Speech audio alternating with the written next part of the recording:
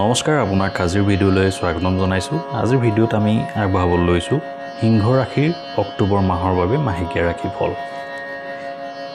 Career দৃষ্টিকোণৰ পৰা এই মাহত আপুনি ভাল কৃতিত্ব লাভ কৰিব পাৰে। এই মাহত আপোনাৰ শুক্ৰ আৰম্ভণিতে তৃতীয় স্থানত থাকিব আৰু 13 অক্টোবৰৰ পৰা আপোনাৰ চতুৰ্থ স্থানলৈ আহি দশম স্থানলৈ চাব, যাৰ বাবে চাকৰিত আপোনাৰ ভাল পদ লাভ হ'ব পাৰে। দশম স্থানতো উপস্থিত থাকিব দেৱগুৰু বৃহস্পতি। ইয়াৰ লগে লগে আপোনাৰ চৌপাশৰ মানুহে আপোনাক সমৰ্থন কৰিবলৈ আৰম্ভ কৰিব। আপোনাৰ কামত সহকৰ্মীসকলৰ পৰাও সমৰ্থন পাব, যিয়ে আপোনাক ভাল প্ৰদৰ্শন কৰাত সহায় কৰিব। 9 অক্টোবৰৰ পৰা দশম স্থানত দেৱগুৰু বৃহস্পতিৰ ৰেট্ৰগেড অৱস্থাত প্ৰৱেশ কৰিব, যাৰ বাবে আপুনি অধিক কষ্ট কৰিব লাগিব।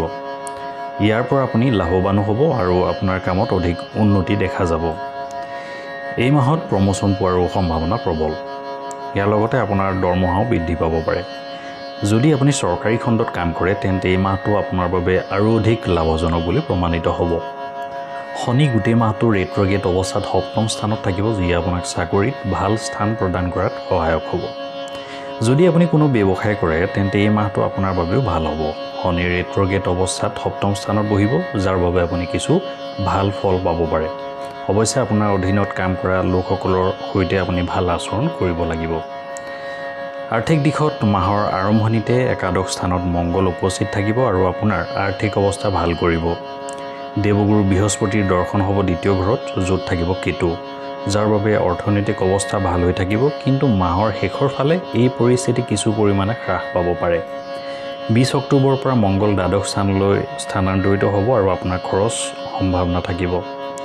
আনহাতে ৰাহুৰ গোটেই মাহটো অষ্টম ঘৰত থাকিব আৰু ইয়াৰ ফলত কিছু আপোনাৰ অবাঞ্ছিত যাত্ৰা হ'ব পাৰে। গতিকে মাহটোত আপুনি এনেধৰণৰ অবাঞ্ছিত খৰচ বা অপ্ৰয়োজনীয় যাত্ৰা যদি আপুনি বচাই ৰাখিব পাৰে, তেতিয়াহ'লে আৰ্থিকভাৱে মাহটো ভালদৰে পাৰ হ'ব। যদি আমি আপোনাৰ প্ৰেম আৰু বিবাহ জীৱনৰ কথা কওঁ তেন্তে গোটেই মাহটো আপোনাৰ দশম ঘৰত বৃহস্পতি উপস্থিত থাকিব, ফলত সম্পৰ্কত কিছু উত্তেজনা বৃদ্ধি পাব পাৰে। আপুনি কিছুমান এনেকুৱা কথা ক'ব পাৰে যিবোৰে আপোনাৰ প্ৰিয়জনৰ হৃদয়ত কাঁড়ৰ দৰে বিন্ধিব পাৰে। বিবাহিত ব্যক্তিৰ ক্ষেত্ৰত গোটেই মাহটো শনি সপ্তম স্থানত ৰেট্ৰগেড অৱস্থাত উপস্থিত থাকিব। ইয়াৰ বাহিৰেও মাহৰ আৰম্ভণিতে কোনো গ্ৰহৰ সপ্তম স্থানৰ ওপৰত কোনো দিশ নাথাকিব, যাৰ বাবে আপুনি আপোনাৰ বিবাহিত জীৱনত ভাৰসাম্য ৰক্ষা কৰিব আৰু ইয়াৰ ফলত পৰিস্থিতি নিয়ন্ত্ৰণত থাকিব।